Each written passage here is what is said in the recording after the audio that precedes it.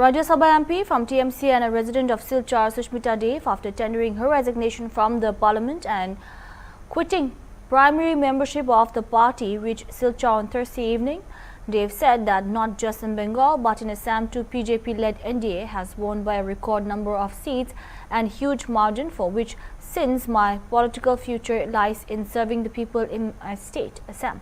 I have met CM Dr. Himanta Biswa Sarma in New Delhi and asked for his guidance, she said.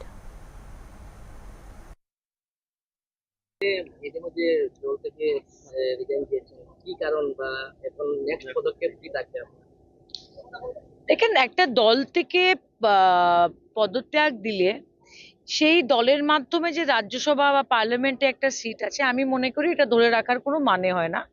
সেই অপশনটাও আমার কাছে ছিল, কিন্তু এটা আমি রাজি হইনি। এবং কারণ তো বিভিন্ন, ইলেকশনে হার জিত থাকে। এরকম না যে মমতা বন্দ্যোপাধ্যায় হেরে গেছেন বলে আমি ভয় পেয়ে সরে গেছি বা জিতলে আমি থেকে যেতাম।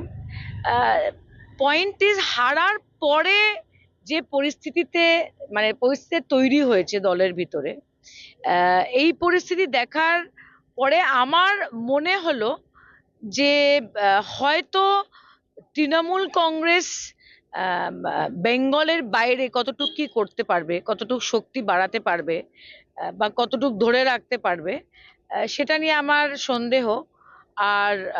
সন্দেহ ছিল। এবং রাজনীতি আমাকে আসামেই করতে হবে। হ্যাঁ, আমি যদি ভবিষ্যতে নির্বাচনে দাঁড়াতে চাই, আমাকে শিলচরে বা বরাকেই কোনোখানে দাঁড়াতে হবে, বা যদি লোকসভাতে দাঁড়াই আমাকে বরাকেই কোনোখানে দাঁড়াতে হবে। সো ইলেকট্রাল পলিটিক্সকে সামনে রেখে যে আসামে হবে, আমি এই সিদ্ধান্তটা নিয়েছি যে তৃণমূলে থেকে আমার লাভ হবে না। আমি মমতা বন্দ্যোপাধ্যায়ের বিরুদ্ধে কোনো স্টেটমেন্ট দেইনি। উনি আমার সঙ্গে তখন ছিলেন যখন আমার কংগ্রেসে আমি বিপদে ছিলাম। আর আমি এটাও বলবো যে গুরু দক্ষিণা হিসাবে রিপুন বোরা যখন প্রেসিডেন্ট ছিল, যে পজিশনে কংগ্রেস ছিল, তৃণমূল ছিল, এর থেকে বেটার পজিশনে আমি মমতা বন্দ্যোপাধ্যায়ের দলকে আসামে নিয়ে এসেছি শেরমান আলী জিতার পরে। খাতাটা খুলেছি, তো আমার কোনো কি বলবো, মাই কনসিয়েন্স ইজ ক্লিয়ার। এখন প্রশ্নটা হলো নেক্সট স্টেপ কি। এখন নেক্সট স্টেপ কির মধ্যে এইবার শুধু পশ্চিমবঙ্গের বিধানসভা নির্বাচনের রেজাল্টের কথা বললে হবে না, পাশাপাশি আমরা আসাম রাজ্যের রেজাল্টটাও দেখতে পেরেছি। আমার মনে হয় না, আমি ভুল হলে আমাকে আপনারা কারেক্ট করবেন, যে 102টা সিট নিয়ে কোনোদিন কেউ সরকার করেছে আসামে।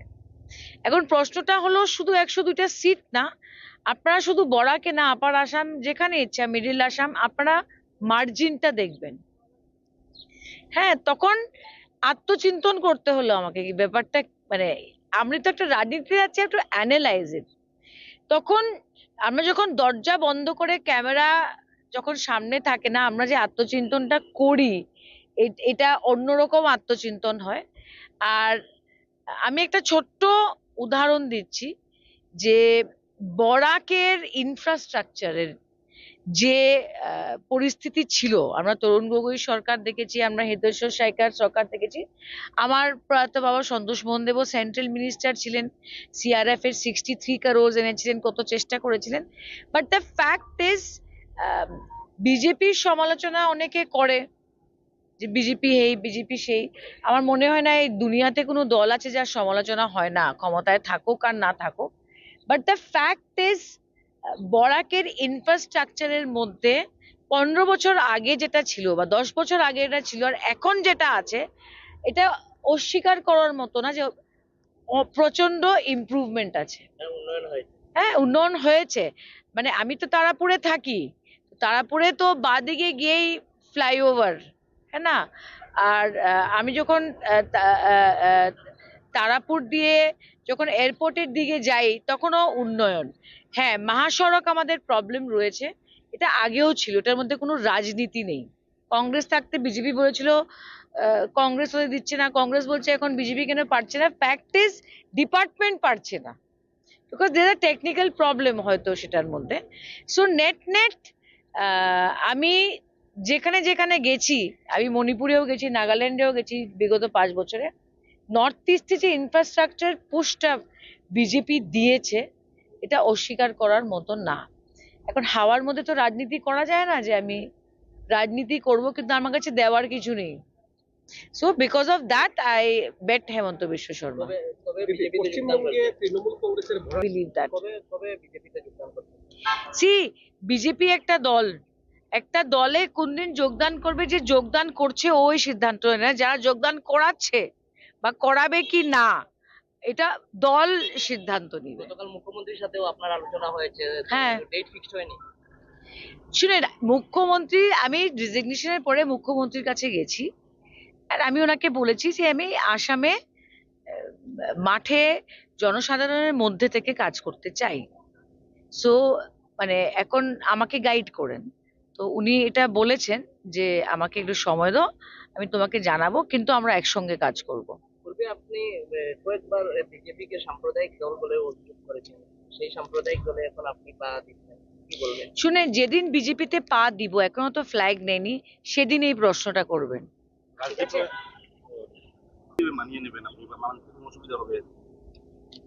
শুনেন, ইট ইজ, রাজনীতি তো কোনো ইয়ে না, রাজনীতিতে হার্ডেল ছিল, আছে, থাকবে। হ্যাঁ, একবার আমি এই সন্তোষ মন্দেবের কথাটা বলছি যে আমি বললাম, ইস গৌতম রায় এত দিকদারি দেয় আমাদের, তো বললো পলিটিক্সের দিকদারি থাকবেই, গৌতম রায় না থাকলে আরেকজন কেউ উঠে আসবে। So that is a separate issue. আমি কংগ্রেস করেছি, আমি তৃণমূল করেছি, পলিটিক্সে এটা কেউই মানতে পারে না যে আমি খালি মাঠে হাঁটবো আর আমার সঙ্গে কেউ মানে আমার সঙ্গে কেউ কম্পিটিশনে থাকবে না।